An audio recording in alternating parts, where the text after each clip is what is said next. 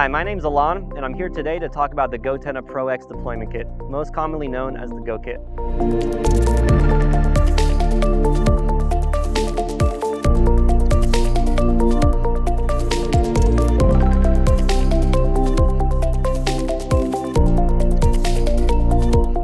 The deployment kit is designed to store and charge up to 30 goTenna Pro X devices at a time. In addition to managing the hardware, there is a small computer that allows you to distribute apps, mission packages, and frequency sets to your mobile devices.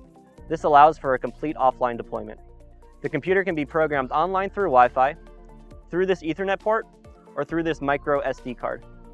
Taking a closer look, you will see individual ports to charge and update each individual goTenna Pro X device, as well as USB ports and an auxiliary port to charge mobile devices. The way you charge the goKit's internal battery is through a 110 to 240 volt AC power cable directly into your wall outlet. You can also leave the kit plugged in and on standby mode so everything is ready for your next deployment. Many users take the kits into the field with them, whether it's a search and rescue or a tactical operation. They often leave the kit in a central location for use during their deployment. The kit is useful for larger deployments when a group splits into multiple teams and needs to regroup once again in the same location. At the base of the goKit, we have a storage compartment for holding extra antennas and phones and other devices. Over here, we have a storage compartment. And above that, we have the computer itself, which will tell you your firmware and also allow you to operate the goKit. When you initially receive the goKit, you'll be able to create a portal admin account. That portal admin will be able to sign into the portal and create a goKit ID.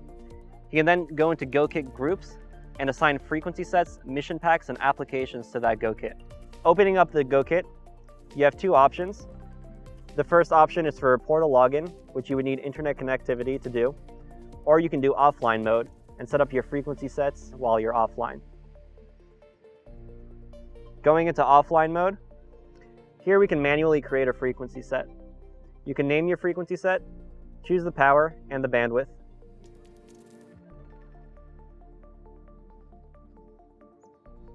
To create a frequency set, you can enter up to 3 control channels and up to 13 data channels. This looks similar to what a portal admin would see when he's connected to the portal online. You'll click Save, and you'll be able to store this frequency set and distribute it using either a QR code or the Wi-Fi hotspot within the goKit itself.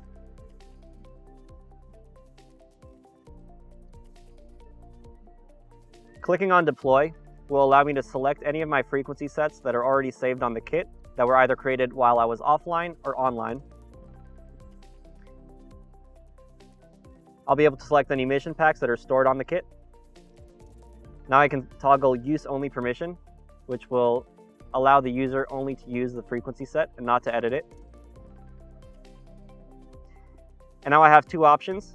I can either distribute this via the goKit's Wi-Fi hotspot or distribute the frequency set using a QR code.